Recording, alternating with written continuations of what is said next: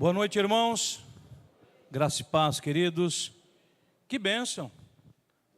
Parabéns, mamães. Eu já tive a bênção, o privilégio de passar o dia com a minha mãe. Já fui um pouco adiantado. Fui para a casa dela ontem. Então já tive colinho de mamãe desde ontem à tarde. E como é bom, né? Porque nós somos em 6 irmãos, depois o colo é pequeno para dividir com todo mundo. Então eu tenho que chegar adiantado, né? E foi muito bom. Parabéns às irmãs que docemente cuidam das nossas crianças, que as instrui ali na igreja delas, por aquilo que elas apresentaram. Deus abençoe os nossos jovens também, os nossos adolescentes. Foi quase tipo assim todo mundo odeia o Cris Gospel, né? Foi muito legal. E eu consegui ver minha mãe em muitos papéis ali, se não em quase todos. Só que minha mãe era um pouco mais brava quando éramos crianças, né? Mas foi muito bacana. Depois vinham as crianças e dá aquele show, cantando, louvando a Deus, em gratidão pela sua vida, mamãe. Como é importante. Como é importante. Então, estamos aqui também para reforçar este parabéns pelo seu dia. Tá? Obrigado.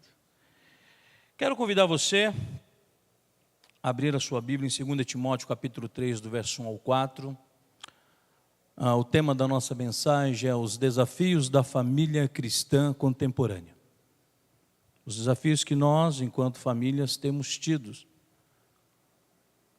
Como tem sido desafiador manter a família unida nos caminhos do Senhor, seguindo os preceitos da palavra de Deus, mantendo os valores e os padrões reais, dado a tanta influência deste mundo, influência da mídia, influência de todo tipo de rede social, como isso tem sido, de certo modo, difícil às famílias.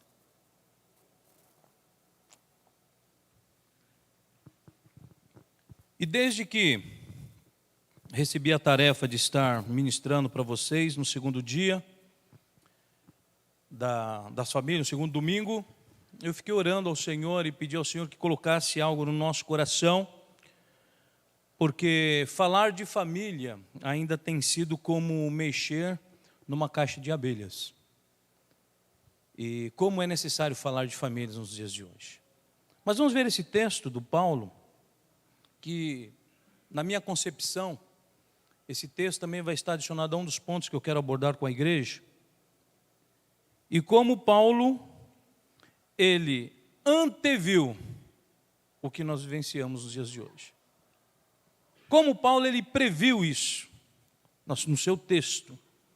Em 2 Timóteo capítulo 3, do verso 1 ao 4, o Paulo ele diz o seguinte, ensinando ali o jovem Timóteo: sabe, porém, isto, que nos últimos dias sobrevirão tempos trabalhosos, porque haverá homens amantes de si mesmos, avarentos, presunçosos, soberbos, blasfemos, desobedientes a pai e mãe, ingratos, profanos, sem afeto natural, irreconciliáveis, caluniadores, incontinentes, cruéis, sem amor para com os bons, traidores, obstinados, orgulhosos, mais amigos dos deleites do que amigos de Deus.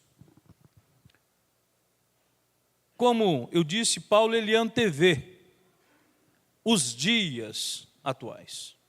E é interessante que, olhando hoje para o nosso tempo, nós vemos que a família hoje ela tem vivenciado grandes desafios.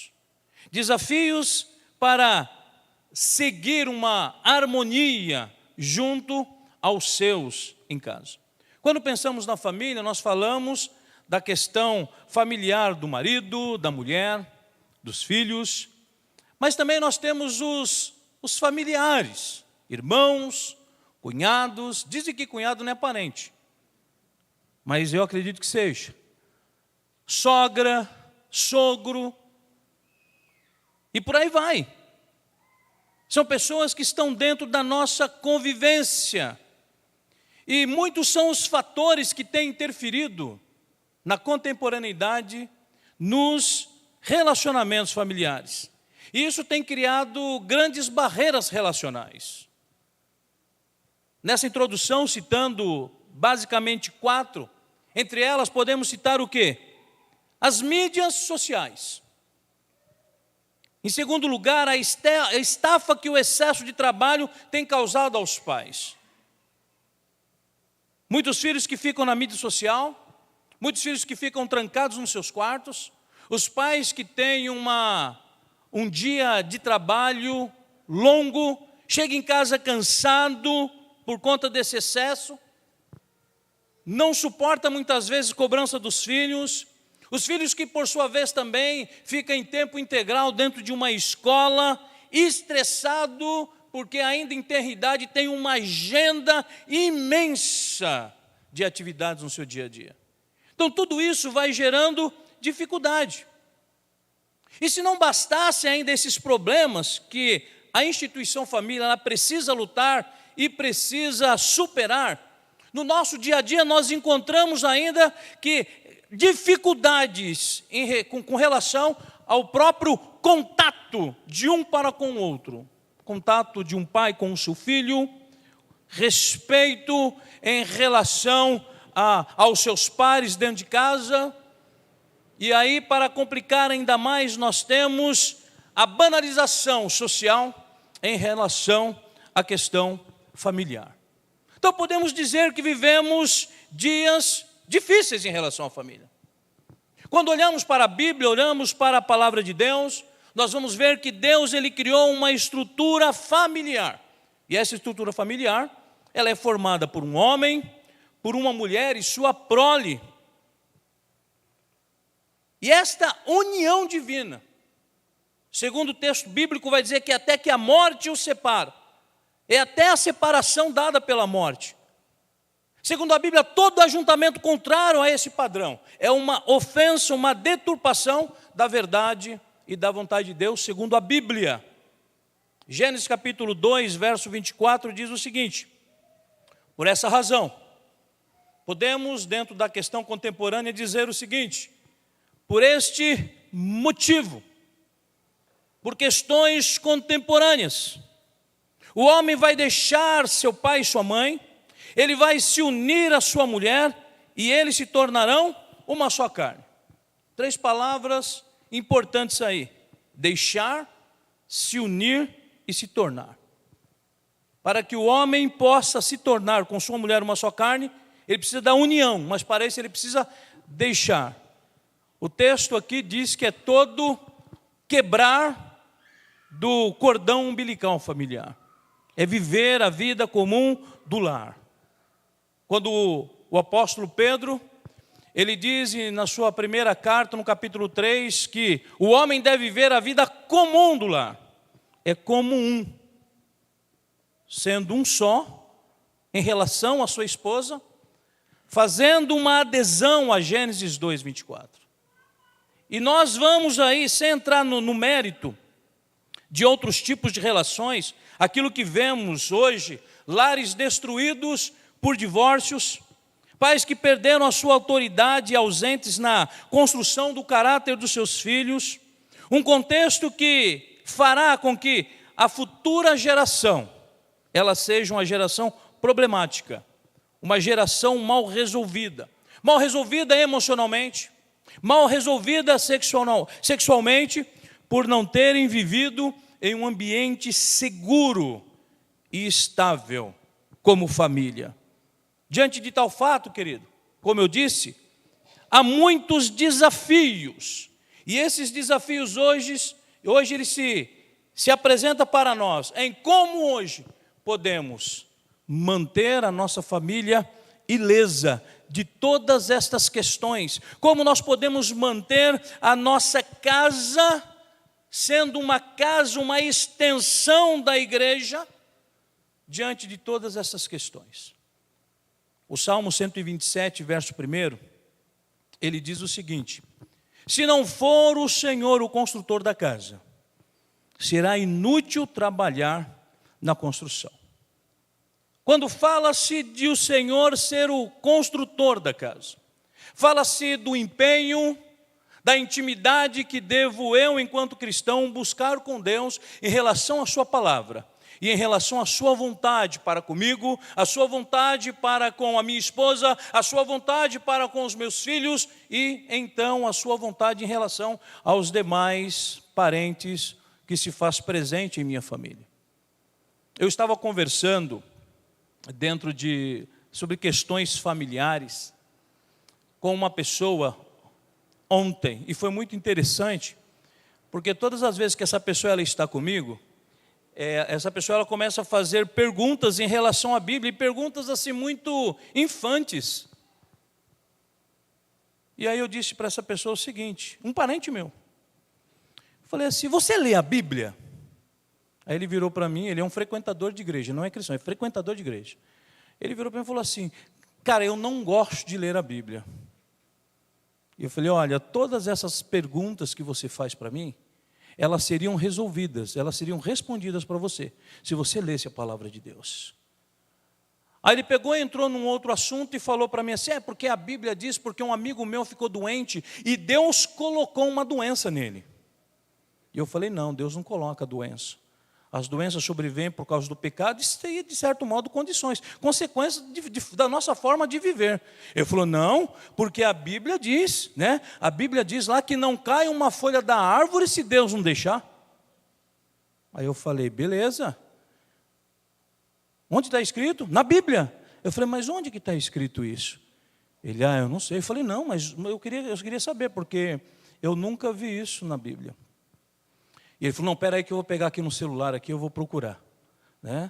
E aí, quantas vezes nós ouvimos pessoas cristãs dizendo que não cai uma folha da árvore se Deus não deixa. Eu já vi pastores pregando, né? Mas como a gente sabe um pouquinho das coisas, foi interessante que aí ele olhou para mim, ele ficou meio vermelho. Eu falei: onde que está escrito isso? Ele falou: puxa, não é na Bíblia não. Eu falei: onde que está escrito? Eu sei onde está escrito, você sabe? Ele falou: eu vi aqui, está no Alcorão. Eu falei: exatamente, está no Alcorão, na sexta Sumatra, verso 59. Eu disse para ele. Ele: é verdade. Eu falei: está vendo quando nós entendemos um pouco da Bíblia como é importante? Estou trazendo este exemplo, querido, porque muitas vezes na nossa casa é assim. Perdemos o controle de situações porque nós não temos uma comunhão real com quem nós deveríamos. Aproveitei o ensejo e disse para esse homem, que é um empresário, está passando por lutas, por dificuldades na sua empresa, tem falado até de fechar a sua empresa, e eu disse: olha, se você se comprometer em ler a palavra de Deus, Deus vai ser a resposta para tudo, até para os seus negócios. Porque se você não tiver interesse de ler a Bíblia para ter uma vida consagrada, para cuidar da sua esposa, para cuidar da sua filha, se interesse pela Bíblia, pelo menos para que a tua empresa não feche. A palavra de Deus, ela é muito importante para nós, queridos. A palavra de Deus, ela é o nosso guia condutor. Nós não podemos e não devemos levar para as nossas casas as influências que não vêm da parte de Deus. Não podemos permitir que os nossos lares sejam roubados pelo adversário, roubados pelas mídias, roubados até mesmo pelo nosso cansaço, roubados porque nós nos desgastamos no dia a dia, nos dedicamos a tantas coisas e deixamos de dedicar ao bem mais precioso que Deus nos deu, a família. A forma do marido honrar a sua esposa honrando o seu marido, os filhos honrando os seus pais, honrando, como nós vemos aqui, as mães. Quantas mães foram honradas e homenageadas? Quantas mães estão alegres no dia de hoje? Porém, quantas mães também estão tristes porque os seus filhos a desonraram? Quantas mães, no momento em que nós estamos aqui, por desobediência filial, está chorando por um filho rebelde, por um filho que trouxe no dia de hoje amargura ao seu coração? Lembro-me que de vez em quando nós desobedecíamos a minha mãe, e quando nós íamos dar o presente para ela, às vezes nós desobedecíamos no sábado, e no domingo a gente ia lá com o presente, né? Ela olhava para a nossa cara e falava assim: olha, eu vou receber o presente, mas eu vou dizer uma coisa para você: Dia das Mães, todo dia. Está vendo como isso aí é um coral? Coral. Minha mãe aprendeu com vocês, sei lá. Mas ela falava isso: Dia das Mães é todo dia. Todo dia. Pegando esse gancho, quando é que eu devo honrar a minha família? Todo dia. Quando é que eu devo honrar o meu cônjuge? Todos os dias. Quando eu tenho que honrar os meus pais? Todos os dias. Como nós precisamos, querido, deixar o Senhor cuidar dos nossos lares. E como faremos isso? Reafirmando todos os dias as suas verdades à luz da sua palavra. Como nós devemos deixar Deus ser o centro da nossa família e aprendemos a recorrer a Ele quando passamos por situações conflitantes e difíceis. É por isso que quando há um problema na família, você não deve ir para as redes sociais. Você não deve pegar o telefone e ligar para um amigo ou para uma amiga, porque talvez o conselho dele será contrário àquilo que Deus quer para você. A primeira coisa é dobrar o joelho e dizer: Deus, perdi o controle da minha casa, mas o Senhor tem um controle de tudo. Me ajuda, Senhor. Quantas vezes no momento de fervo dentro de casa, eu disse palavras que eu sei que magoou a minha esposa. E dado a dificuldade que eu tenho como um homem normal de se aproximar e pedir desculpas, eu começava a orar e dizer para Deus: Deus, cria uma situação para que eu possa consertar a bobagem que eu fiz. Cria uma situação, Senhor, para que eu possa, de certo modo, quebrar tudo isso aqui. E eu orava. Eu ia me chegando devagarzinho, porque quem vê essa cara bonita é brava. O que tem de beleza tem de braveza. Errado sou eu que já sabia disso, né? E pisava na bola. No sentido de, às vezes, por questões do dia a dia, uma resposta, uma palavra incontida, sabe aquela palavra que vem abrupta, uma coisa que você ouve e você já de pronto responde? Talvez isso não aconteça na casa de vocês, aconteça só na minha. Mas o que eu fazia? Eu ia buscar a direção de Deus. E antes de pedir perdão para minha esposa, e aprenda uma coisa: antes de você ofender o seu cônjuge, em primeiro lugar você ofende a Deus, porque foi Deus que deu o seu cônjuge para você. Então, antes de me retratar com ela, eu tinha que pedir perdão para aquele a quem eu ofendi primeiro. E eu dizia: Deus, me perdoa. E eu falava como os meus familiares lá do interior: perdoa o bocó que sou, mas me faz um bocó novo.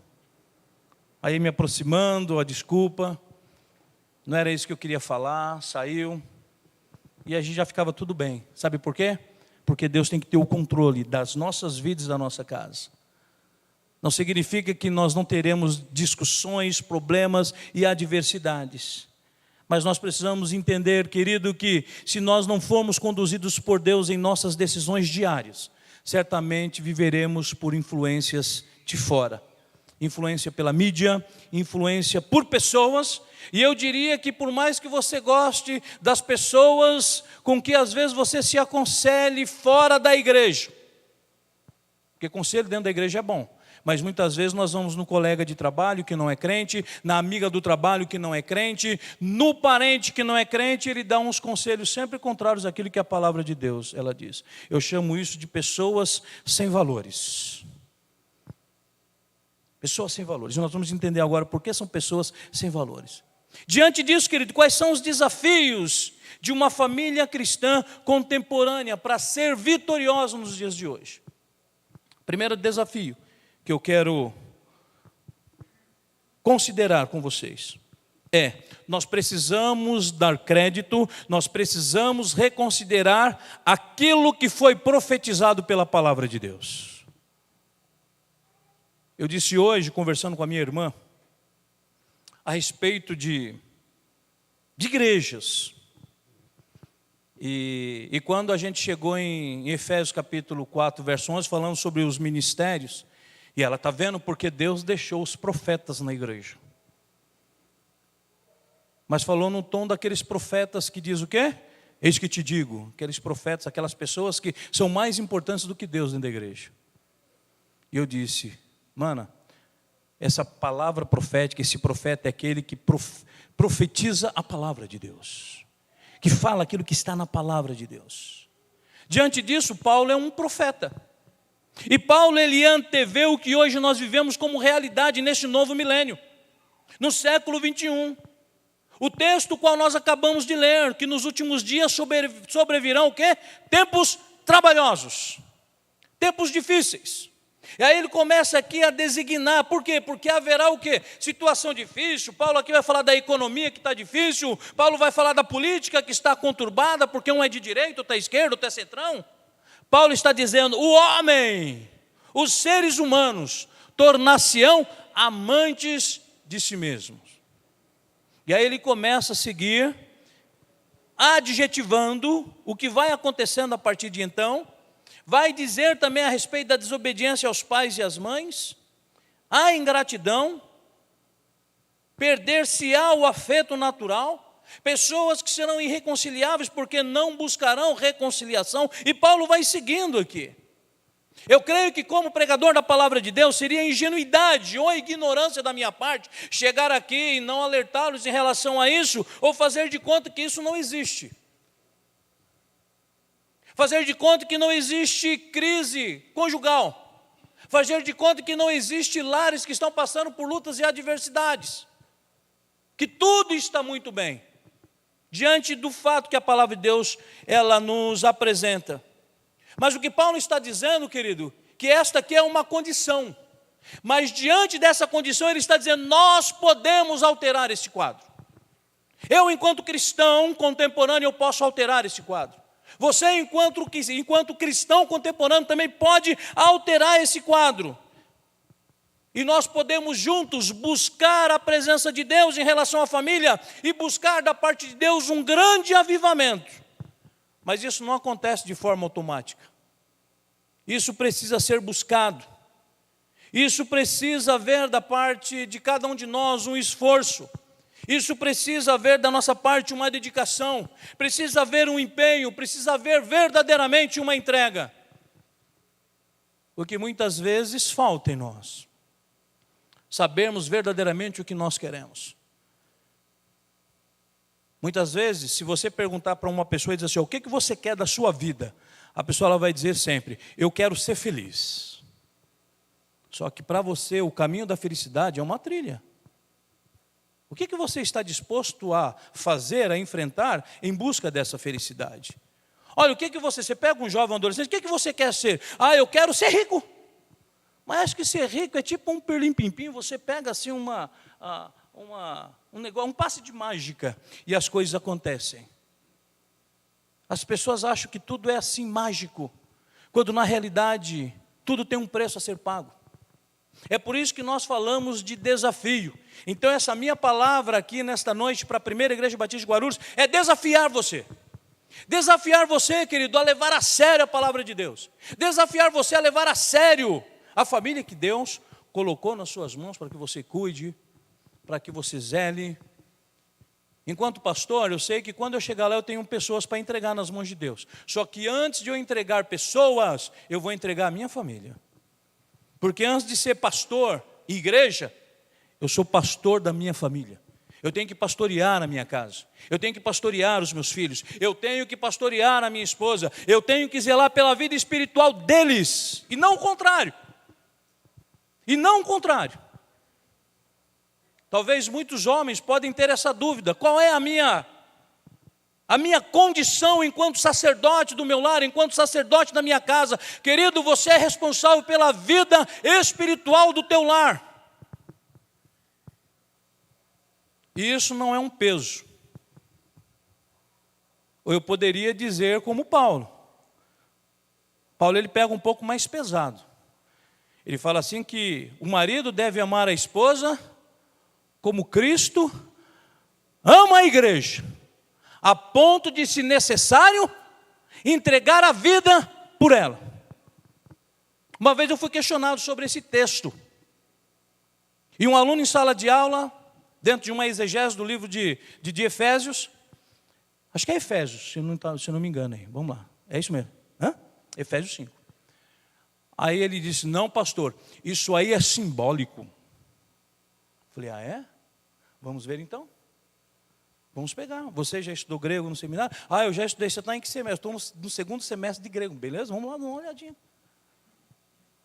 Vamos pegar a etimologia. Como que está o seu grego? O meu grego está meio fraco, então nós vamos para o interlinear. Está facinho ali para você. Eu quero que você apresente as desinências, as designações da palavra. Passa aí. Aí quando ele começou a ver, ele ficou envergonhado. Sabe por quê? Maridos, aquilo ali é literal. Aquilo é literal. Aquilo ali não é simbólico.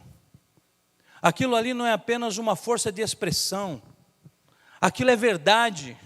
Dado a importância que Deus, Ele dá à família, à instituição família, a confiança que Deus dá a um marido, a confiança que Deus dá na conjuntura do lar. Agora, há um texto na Bíblia, o que eu devo fazer pela minha família? O que eu posso fazer de modo a conservar a minha família firme nos caminhos do Senhor? 2 Crônicas 7,14, um texto que todo mundo sabe de cor. Se não todos, a grande maioria sabe. Se o meu povo, que se chama pelo meu nome, se humilhar, orar, buscar a minha face, se converter dos seus maus caminhos, então eu ouvirei dos céus, perdoarei os seus pecados e sararei a sua terra. O que eu devo fazer então, pastor? Segundo a Bíblia, clamar ao Senhor. Querido, o que nós devemos fazer em relação à nossa família? Entenda que família é o nosso maior tesouro. A tua empresa não é o seu maior tesouro. A tua profissão não é o teu maior tesouro. O teu cargo não é o teu maior tesouro. O teu maior tesouro que Deus constituiu, que Deus estabeleceu e te presenteou, é a tua família. Então, querido, o que eu devo fazer? Eu devo orar por minha família, eu preciso jejuar por minha família, eu preciso chorar por minha família, eu preciso lutar e não desistir da minha família. Os tempos contemporâneos é mais fácil fugir do que enfrentar. É por isso que os nossos cartórios, os advogados, os que eles mais têm trabalhado é em questões de divórcio, porque é mais fácil. É mais fácil eu quebrar vínculo, mais fácil eu romper, é mais fácil cada um ir para o lado, do que buscar uma solução. Agora, por que parece que é mais fácil? Porque Satanás tem cegado o entendimento das pessoas no tempo presente, de forma que elas enxergam que, uma grande mentira. Eu tenho inúmeros amigos advogados. Eles falam, tem uma palavrinha que para mim, o diabo ele elaborou com muito cuidado algo para jogar na separação de casais. Incompatibilidade de gênios. Uma palavra parece até bonita, né? A gente fala assim, a gente parece se sente até importante em dizer, incompatibilidade. Não, querido. Sabe por quê? Deus te fez compatível com a mulher que Ele te deu. Deus te fez compatível com o homem que Ele colocou do seu lado. Deus concedeu a nós, enquanto família, filhos compatíveis e nos capacitou para podermos gerir, ter uma gestão do lar eficiente, para que o nome dele seja glorificado. Por isso a família é o nosso maior tesouro. O segundo desafio, que sai do próprio Paulo também, é não nos conformarmos com o modelo de vida oferecido pelo Deus deste século. Há muitas famílias que querem viver como vivem as pessoas desse mundo. Mas o Paulo ele diz que nós não devemos viver como vivem as pessoas. Paulo ele fala de uma renovação de mente. Paulo ele começa a dizer que a palavra aqui é conforma, não vos conformeis. Ou seja, não vos amoldem. É molde, amoldar. Quando você quer fazer alguma coisa, esses dias lá em casa foi feito isso. Minha filha disse, pai, eu quero comprar chocolate e fazer chocolate. Aí nós tivemos que comprar o quê? Molde. Então ela pegou o molde, ela fez lá um negócio dela, ela pediu uma ajuda para mim, eu mais sujei do que, né? Porque homem gosta de uma lambança na cozinha, né? Mas através do molde nós tivemos o quê? Um ovo, segundo aquilo que ela, não sei, na cabeça dela apareceu uns negócios lá e ela quis fazer. É interessante que o Paulo está dizendo isso. O mundo apresenta uma circunstância para a gente, o mundo apresenta um molde, um estilo de vida. Mas nós, enquanto cristão, querido, nosso estilo de vida deve ser verdadeiramente essa mudança de mente. E o Paulo diz que mudança de mente que é essa? É termos a mente de Cristo. É podermos verdadeiramente fazer aquilo que Cristo quer que nós façamos. Em 2 Coríntios capítulo 4, verso 4, ele diz o seguinte: o Deus desta era cegou o entendimento dos descrentes, para que não vejam a luz do evangelho da glória de Cristo, que é a imagem de Deus. O Paulo segue dizendo justamente ao jovem Timóteo, dizendo que para que as pessoas continuem acreditando no plano de Deus e não se moldar ao Deus desse século. E ele segue no capítulo 3, na parte 14, dizendo o seguinte: tu, porém, permanece naquilo que você aprendeu. Ou seja, ele tem uma conversa com o Timóteo, ele ensina muitas coisas ao Timóteo, inclusive questões em relação à família, e depois ele diz: tu, pois, permanece naquilo que você aprendeu. O que nós temos aprendido da palavra de Deus? Preservar os princípios de Deus estabelecido em sua palavra para a família é sabermos o que verdadeiramente é edificar a casa sobre a rocha, como nos diz lá em Mateus 7. Edificar a nossa casa. Pode haver mudanças, pode haver lutas, pode haver tempestades até mesmo, mas uma das coisas que nós vemos lá em Mateus capítulo 7 é a garantia que Jesus nos dá o projeto e diz: esse projeto ele é a prova de tempestade. É você saber, querido, que você está totalmente protegido pelo Senhor. Quando a nossa casa ela está, querido, selada com o Espírito Santo de Deus, nós temos essa garantia de que a minha casa, ela é a prova de tempestades. E aquilo que é a prova de tempestade, querido, não cai. E nós devemos sim estar sempre celebrando as famílias, celebrando as vidas que alcançam ou que alcançaram sucesso no Senhor, como resposta a este mundo que fala que família é uma instituição falida, tentando mais do que nunca distorcer isso. Particularmente eu fico muito feliz com o anúncio que nós temos no sábado que vem. Kátia e André, 25 anos. Eu fico pensando na Kátia, porque aguentar o André não deve ser, não é brincadeira, viu, André? 25 anos, uma vida. Mês passado eu e minha esposa completamos 31 anos. Isso é para ser celebrado. 25 anos é para ser celebrado. Pastor Ismael chegou a 39, para ser celebrado.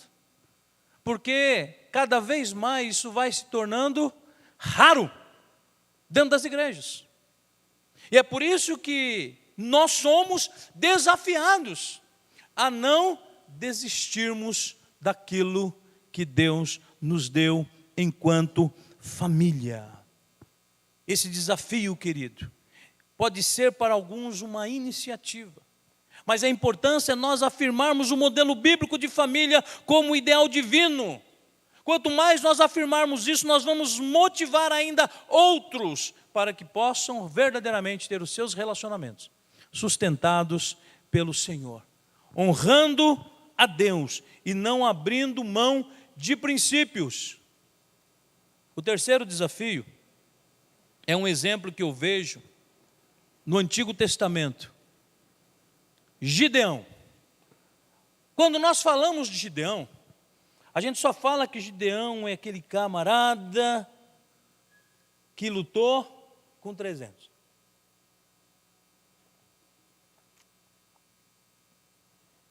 Precisamos nos ater que o que acontece mais à frente na vida de Gideão está relacionado em como ele entende, obedece e vive o princípio de Deus na vida dele. Quando você pega o texto do chamado de Gideão em Juízes 6, acontece ali algumas coisas. E é muito interessante o que acontece lá. Então, o texto começa a dizer que Gideão, ele está malhando trigo no lagar. Primeira coisa, quem que trabalhava no lagar? Mulher. Outra questão, lagar não é lugar de malhar trigo. Lagar é lugar onde você espreme uva e azeitona. Uva para fazer o vinho e azeitona para você fazer o azeite. Onde é que você malha trigo? Na eira. Eira é um espaço aberto, onde a pessoa vem com uma vara, bate para fazer a separação, joga para cima e o vento leva a casca, o pó e cai o trigo limpo. Primeira coisa, ele não estava preocupado se aquilo era ou não função dele. Segundo, ele precisava levar o alimento para sua casa, alimento para sua família. Terceiro, por que ele estava escondido, tendo um trabalho? Eu fico imaginando o trabalho que estava dando para ele em malhar o trigo no lagar. Uma pedra pesada onde ele tinha que ficar ali, rosqueando para poder esmiuçar o trigo e cair o pó. O trabalho que ele estava tendo. Ele estava ali porque ele sabia que tinha os seus inimigos, os midianitas. E se ele se expusesse, os midianitas estariam ali, estariam roubando todo o alimento. Ele não tinha com que sustentar a sua casa, não tinha com que sustentar a sua família. Uma outra coisa, quando o anjo do Senhor se apresenta para Gideão, ele diz o quê? O Senhor é contigo, varão valoroso.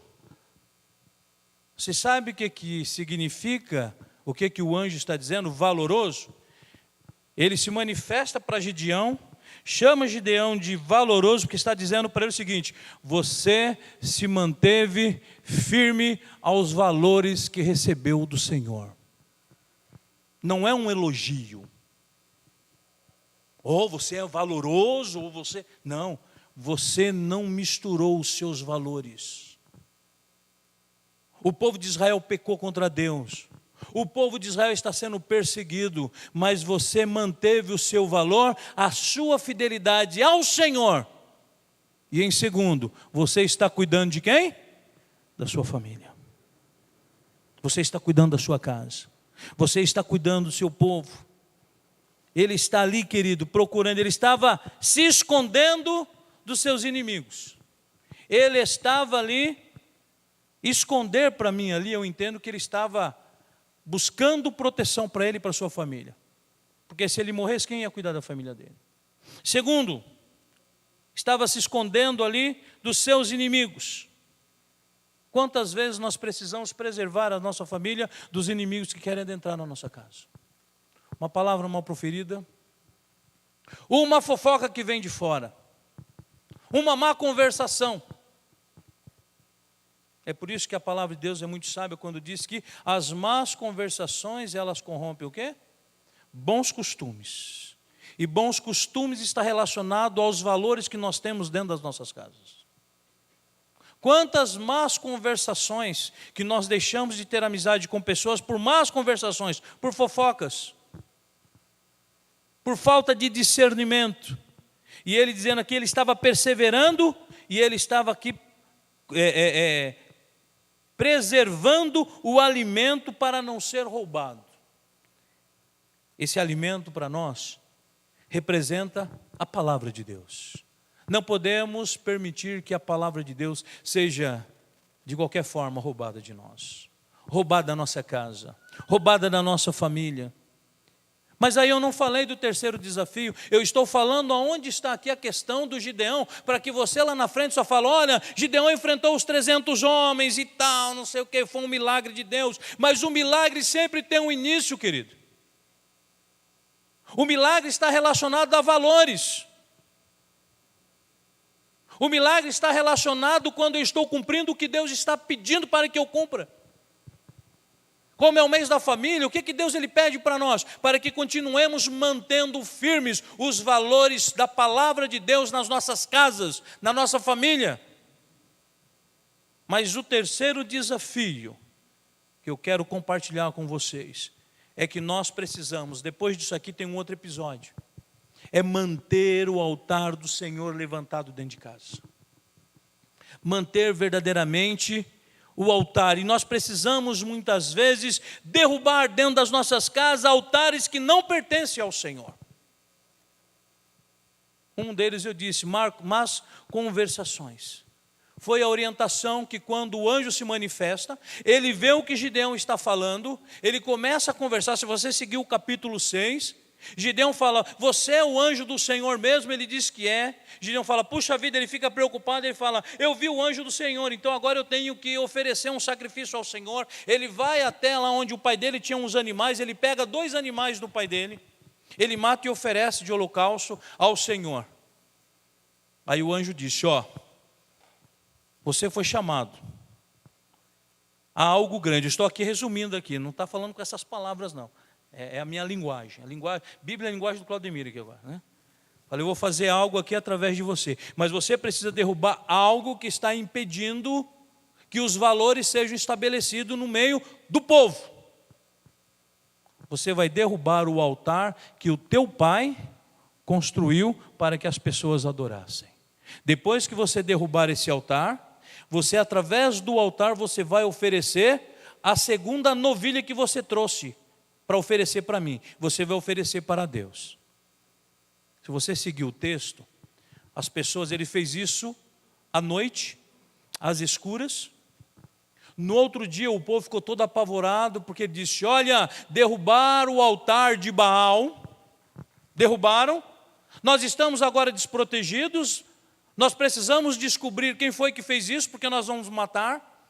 Aí se você olhar aqui, o verso 30, eles chegaram até o pai de Gideão, Joás, e disse, olha, você tem que trazer o seu filho, nós descobrimos que foi o seu filho que destruiu o altar, você tem que trazer o seu filho para fora, porque nós vamos matar o seu filho, nós vamos matar. E o pai dele, já entendendo esse princípio, eu creio, a Bíblia não diz, mas que o próprio Gideão já tinha revelado o encontro que ele tinha com o anjo, ele já começou a revelar a proposta de Deus, inclusive de libertar o povo de Israel da mão dos midianitas. E aí o pai dele diz assim, vocês vão defender a causa de Baal? Estão tentando salvá-lo? Quem lutar por ele será morto pela manhã. Se Baal fosse realmente um Deus, poderia defender-se quando derrubaram o seu altar. E por isso naquele dia acaba uma coisa acontecendo aqui. Mudaram o nome de Gideão para Jerubaal, dizendo que Baal dispute com ele depois que derrubou o seu altar. O que isso ensina para nós, querido? É um desafio Um desafio enquanto cristão, um desafio enquanto a igreja, não permitir que outros altares sejam levantados dentro da nossa casa. Qual o altar que está atrapalhando a tua comunhão com a tua família? O que é que tem roubado a tua comunhão, pai e mãe, com o teu filho? O que é que tem roubado, filho, a tua comunhão com o teu pai, a tua comunhão com o teu irmão mesmo? São altares que muitas vezes nós construímos, e esses altares acabam separando o relacionamento dentro da casa. Altares que maridos estão construindo em detrimento às suas esposas ou vice-versa. E por isso que muitas vezes a linguagem não é compreensível, a linguagem não é compreendida. É por isso que muitos lares se transformaram numa torre de Babel, porque o homem fala uma palavra, a mulher entende outra. A mulher fala uma palavra, o homem entende outra. Sabe por quê? Porque existe um altar levantado para alguém dentro de casa, que não é para o Senhor. Levantar o altar dentro de casa para Deus é verdadeiramente, querido, nós temos uma vida devocional em família. É verdadeiramente nós buscarmos ler a palavra de Deus de forma alta, em alta voz, para que fique no coração dos nossos filhos. É nós acordarmos pela manhã e a primeira coisa que nós fizermos é ler a palavra de Deus. Particularmente eu coloquei isso como meta na minha vida, porque eu acordo às vezes de manhã já pensando em tantas e tantas coisas que tenho para fazer, coisas que eu preciso comprar, coisas que eu preciso resolver, e acabo já acordando a 100 por hora, dormindo 4 horas por noite. E aí eu disse, não, e eu tenho isso na mesa do meu escritório, não atender ninguém, não fazer nada, sem antes conversar com o chefe, sem antes orar, sem antes ter um momento com o Senhor. Por isso que é um desafio para nós enquanto igreja, é um desafio para nós nessa contemporaneidade. Agora, esse altar que levantamos ao Senhor dentro da nossa casa, querido, ele fala de algumas coisas que eu quero passar para vocês e encerrar a minha mensagem, o meu recado para vocês. Nós precisamos de entrega, renúncia, devoção, comunhão, louvor, adoração, culto, obediência e submissão ao Senhor.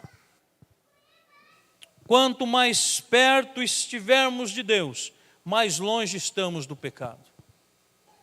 Quanto mais buscarmos ao Senhor em oração, quanto mais nós lemos a palavra de Deus, mais nós falaremos da palavra de Deus dentro da nossa casa.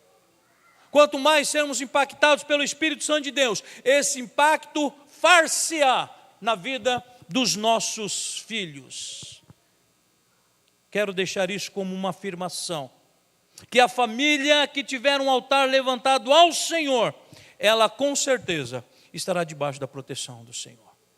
Ela com certeza estará debaixo das mãos poderosas do Senhor.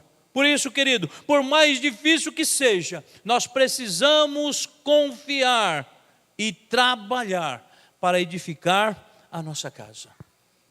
Que o Senhor nesta noite, Ele possa olhar para cada um de nós e dizer: eu sou contigo, servo e serva valorosa.